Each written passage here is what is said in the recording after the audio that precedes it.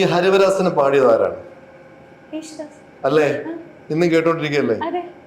എത്രയോ കൃഷ്ണഭക്തി ഗാനങ്ങൾ നമുക്കായി സമ്മാനിച്ച, കാരണം നമ്മുടെ കൃഷ്ണനോടുള്ള ഭക്തി മുഴുവൻ കേൾക്കുന്ന അദ്ദേഹത്തിന്റെ ശബ്ദത്തിലൂടെ ഇല്ലേ?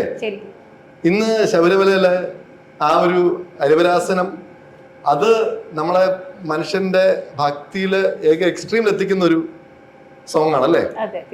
ഇത്രയും വർഷമായിട്ട് അദ്ദേഹത്തിനെ ഞാൻ എല്ലാവരും പറയുന്ന കാര്യം എന്ന് വെച്ചാൽ, ഈ ഗുരുവായൂര് അദ്ദേഹത്തിന് ഇനി എത്ര നാളുണ്ട്?